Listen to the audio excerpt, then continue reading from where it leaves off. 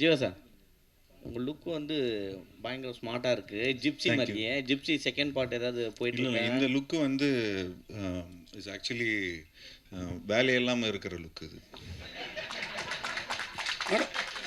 Raashi Khanna ma'am, Raashi Khanna ma'am, நல்லா நீங்கள் பார்க்குறதுக்கு ஹாலிவுட் ஹீரோயின் மாதிரி இருக்கீங்க. இன்னமும் தமிழ்லேயும் ஹிந்திலையுமே சுற்றிட்டு இருக்கோங்கிற ஃபீலிங் ஏதாவது இருக்கா? ஏன்னா எதுவும் வாய்ப்பு வந்ததா ஹாலிவுட் சைட்லேருந்து? நீங்கள் நடந்து வர்றப்ப பார்த்து நானே மறந்துட்டேன்.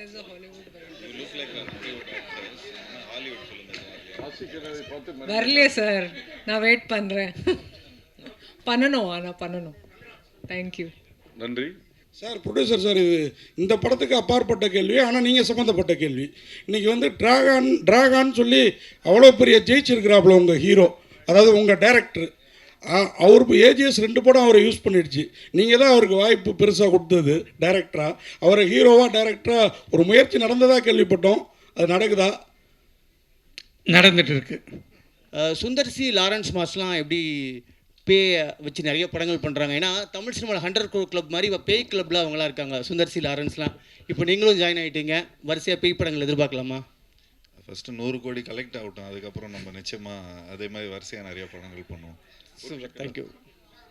ஏன்னா அங்கே யாரும் நடக்காதீங்க சார். ஜீவா சார், நீங்கள் ஒரு ப்ரொடியூசரோட பையங்கிறதுனால தான் அடுத்த படம் நான் காசு இல்லாமல் கூட பண்ணுவேன் அப்படின்னு சாருக்காக சொன்னீங்களா? இல்லை செலவு ஜாஸ்தி ஆகிடுச்சு? ஏன்னா உங்கள் நண்பர்களும் நிறைய ஹீரோக்கள் இருக்காங்க உங்கள் சேம் செட்டு. எல்லாரும் அப்படி ஒத்துப்பாங்களா, இல்லை உங்கள் பெருந்தன்மையான குணமா? இல்லை சார், இது வந்து எங்கள் அப்பா எங்களுக்கு சொல்லி கொடுத்தது. சாதாரணமாக இப்போ பாருங்களேன், இப்போ இந்த மாதிரி நான் ஏதோ சம்பளமே கேட்டேன்னு வச்சுங்களேன், சார் எனக்கு இவ்வளோ கோடி கொடுங்க, அவ்வளோ கோடிங்க கொடுங்கன்னா ஸ்ட்ரைட்டாக எங்கள் அப்பா சாருக்கு ஃபோன் பண்ணிவிடும். அதெல்லாம் அவனுக்கு அவ்வளோ கொடுக்காதீங்கன்னு சொல்லிவிடுவாங்க. நீங்கள் படத்தில் செலவு பண்ணுங்கள், நல்ல புது டைரக்டரை போடுங்க, அண்டு ப்ராடக்ட்டுக்கு வந்து நீங்கள் முக்கியத்துவம் கொடுங்க. அப்புறம் அது வந்து நல்லா பிஸ்னஸ் ஆனதுக்கப்புறம் அதுக்கப்புறம் அடுத்த படத்தில் திரும்ப அதே இன்வெஸ்ட்மெண்ட்டை நீங்கள் வந்து இன்னும் நல்ல பிரம்மாண்டமான படமாக எடுங்க அப்படின்னு தான் சொல்லுவார். அதுதான் அப்பாவோட சீக்ரெட்டு. அதனால தான் நிறைய ஃபிலிம்ஸ் எடுக்க முடிஞ்சுது. சார், விடிவி 2 எப்போ எதிர்பார்க்கலாம்? விடிவி 2 இப்போதைக்கு இல்லை. பிடிகே பார்ட் 2 தான் இப்போதைக்கு இல்லை. ஏன்னா வேறு நிறைய பார்ட் 2 இருக்குது. அதை கூடிய விரைவில் அனௌன்ஸ் பண்ணுவோம். விஜய் சார், சார், என் இனிய பொன்னிலாவே படத்தில் இடம்பெறுமா, இல்லை இங்கே மட்டும் காட்டப்பட்டதா? அதுக்கு முறைப்படி அனுமதி வாங்கி யூஸ் பண்ணிங்களா? அது மொத்த டீட்டெயில் சொல்லுங்கள் சார். ஏன்னா அதை பற்றி ஒரு கேஸ் இருக்குது இல்லையா? அது வந்து முறையாக இளையராஜா சார்கிட்டேருந்து வாங்கி பண்ணோம். அதுக்கு பிறகு வந்து சரிகமாக தான் அதனுடைய அவங்க ஓனர்னு சொல்லிட்டு அவங்க கோர்ட்டுக்கு போனாங்க. கோர்ட்டுக்கு போயிட்டு கோர்ட்டில் கேஸ் நடந்துகிட்டு இருக்கும்போது நாங்கள் சரிகம்மா கிட்ட பேசி அவங்களுக்கு தேவையான பணத்தை கொடுத்து அதை வாங்கியாச்சு. இப்போது தேட்டரில் என் இனிய பொன்னிலாவே நீங்கள் பார்க்கலாம். உங்ககிட்ட இன்னொரு கேள்வி. ஆமாம் சார், நீங்கள் வந்து அவர் தான் ரொம்ப நேரமாக ராசி மேம் கேட்குறாங்க, யார் கேள்வி கேட்குறாங்கன்னே தெரியல. ஸோ அப்புறம் சார், இந்த உங்கள் படத்தில் வந்து 100வது படமாக வந்து விஜய் தான் நடிப்பார் அப்படின்னு சொல்லிட்டு நீங்கள் இது நான் சொல்லிட்டேன்னா இப்போ இதுதான் ஹெட்லைன்ஸாக இருக்கும். இல்லை அது சொல்லியிருந்தீங்க. ஆனால் 100வது படம் என்ன எடுக்கிறாங்கன்னு தெரியல. அப்பா தெரியல சார், தெரியல சார். அதான் கொஞ்சம் அவர் வந்து கடைசி படம் அறிவிச்சிட்டாரு, அதனால தான் கேட்டேன். அப்படியா சார்? தெரியல சார், எனக்கு இதுதான் நியூஸு. பட் ஏதாவது மிரக்கல் நடந்தாலும் நடக்கும்னு நினைக்கிறேன். ஜீவா சார், சூப்பர் குட்டே கிட்டத்தட்ட 100 படங்களுக்கு மேலே பண்ணியிருக்காங்க. அவ்வளோ பெரிய இந்தியாவில் ப்ரொடியூசரு. இந்த கதையை ஏன் அப்பாட்ட சொல்லாமல் ஐஸ்வரி சார்கிட்ட தான் சொல்லணும்னு போனீங்களே, என்ன காரணம்? எனக்கு அப்போவே அந்த ஸ்டேட்மெண்ட் அவருக்கு 1 செகண்ட் கணேஷ் சார் பதில் சொல்லுவார் இதுக்கு. நான் அவங்க அப்பாவுக்கு இந்த படத்தை போட்டு காமிச்சேன். பார்த்துட்டு ரொம்ப நல்லா இருக்குது அப்படின்னாரு. அப்போ நான் ஒரே வார்த்தை சொன்னேன், சார் நீங்கள் செய்ய வேண்டியதை நான் செஞ்சுருக்கிறேன் சார்ன்னு சொன்னேன். நிச்சயமா அப்படின்னு சொல்லிட்டு ஒத்துக்கிட்டு போயிட்டார்.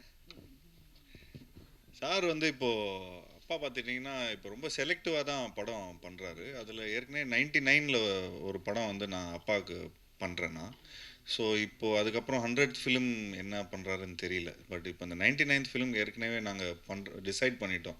ஏன்னா அது கிட்டத்தட்ட ஒரு 2 இயர்ஸாக அந்த ஸ்கிரிப்ட் அப்படியே இதில் இருக்குது. ஸோ இந்த படம் முடிச்சதுக்கப்புறம் அந்த ஸ்கிரிப்ட் போகிறதா இருந்தது.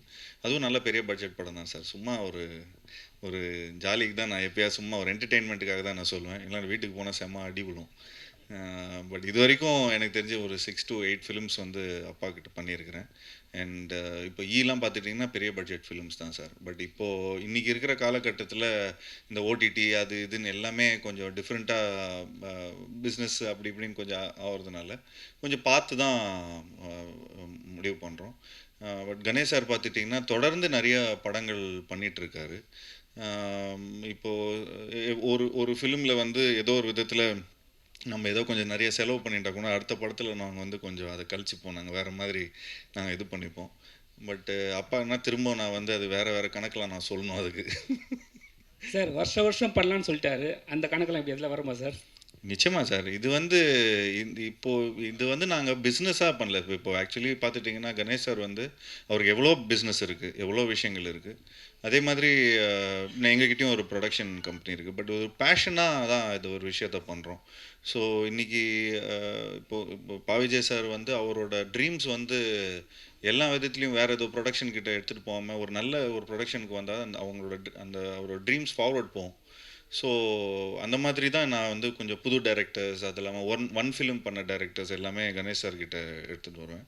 அண்ட் அது இல்லாமல் அவங்கக்கிட்ட நிறைய ஒரு தொடர்ந்து படங்கள் பண்ணிகிட்டே வந்துட்டுருக்குறாங்க. ஸோ அந்த தேட்டர்ஸ் அந்த இது. ஸோ அதனால் வருஷம் வீட் லைக் டு டூ. அண்ட் நாங்களும் அதுக்கேற்ற மாதிரி இப்போது கொஞ்சம் வருஷம் படம் பண்ணுறதுனால அதுக்கேற்ற மாதிரி கதைகளும் எங்களுக்கு டைரக்டர்ஸ் எழுதுவாங்க. ஜியோ சார்,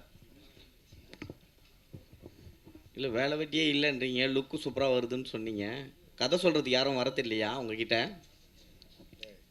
ஆமாம், கதை சொல்கிறதுக்கு வரது அப்படிலாம் இல்லைங்க. ஏன் கதை சொல்கிறதுக்கு வரது இல்லை, ஏன் சொல்ல மாட்டாங்க? இவ்வளோ டைரக்டர்ஸ் வந்து இன்ட்ரடியூஸ் பண்ணியிருக்கிறோம். எனக்கு தெரிஞ்சு எந்த ஆக்டரும் வந்து இவ்வளோ புது டைரக்டர்ஸோட ஒர்க் பண்ணதில்லை. ஐ திங்க் அந்த பெருமை எனக்கு தான் போய் சேரும். அண்ட் நிச்சயமாக நான் இப்போது நம்ம பிளாக் படத்தோட டைரக்டரோட ஒரு படம் பண்ணுறோம். அதுவும் கூடிய சீக்கிரம் அனௌன்ஸ்மெண்ட் வந்துடும். அண்ட் அது இல்லாமல் சூப்பர் குட்டுக்கு ஒரு படம் பண்ணுறோம். அண்ட் அது இல்லாமல் இன்னொரு ஃபிலிம் இப்போது நாங்கள் வந்து அது ரிலீஸ் ஆகணும், ஒரு காமெடி படம் பண்ணி நானும் ஒரு டைரக்டர் அமைச்சிருக்கேன். ஆமாம், அவரும் ஒரு சந்தோஷம்னு ஒரு டைரக்டர் அமைச்சிருக்காரு.